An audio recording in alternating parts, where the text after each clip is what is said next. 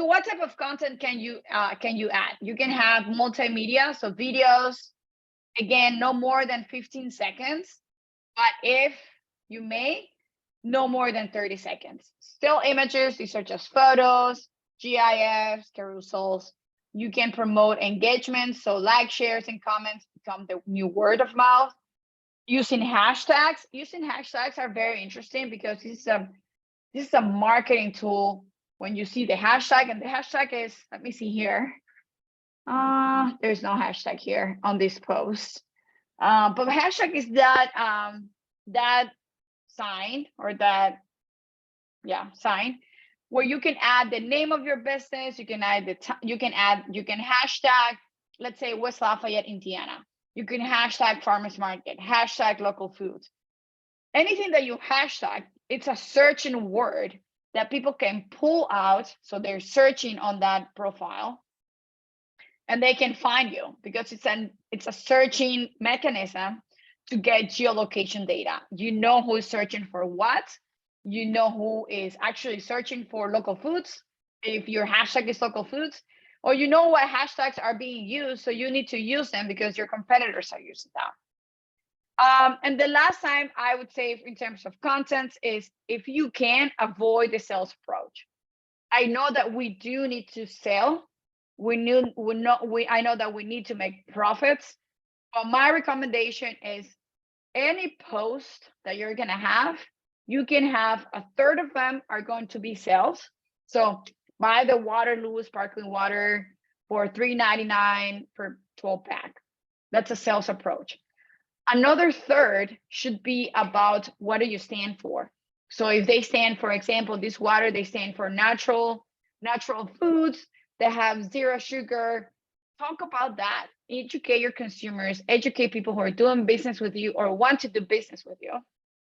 And the other thing is talking about what others are doing, sharing information, connecting through partnerships with businesses or organizations that you care about, or reshare things that your customers have shared and recognize that they're buying from you. Examples: photos of your farm, agricultural messages. You need to connect with agricultural pages, farm facts of your page, videos of your operations, advertise other businesses events, because what we want is to be part of a community. And I think the small farming community tends to be very collaborative. This is a way that you can express that collaboration. And that's what I call the DNA. Take photos. I would suggest take photos, put them in the cloud or in a Dropbox or a Google Drive, whatever you choose, a flash drive. Take photos and organize them by type of content.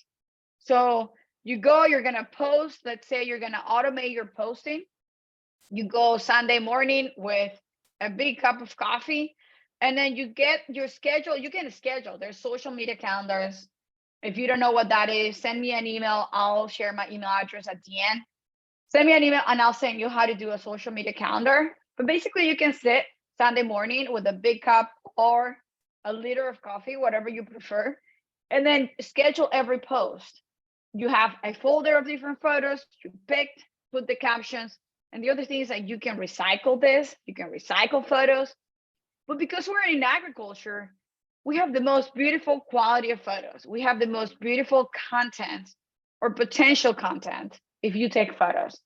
And of course, I'm not expecting, it takes time, right? Like the first time you take photos, you're like, oh, I don't know if this is good. But when you start getting used to it, you realize how much improvement you are getting and how much better are you communicating the values. What I see from this photo is natural food that is local, that is super healthy. Look at the colors. So those are things that gather the attention. Even if you're doing Facebook posts, there's 50% more engagement if you include a photo or a video. So that's what I suggest.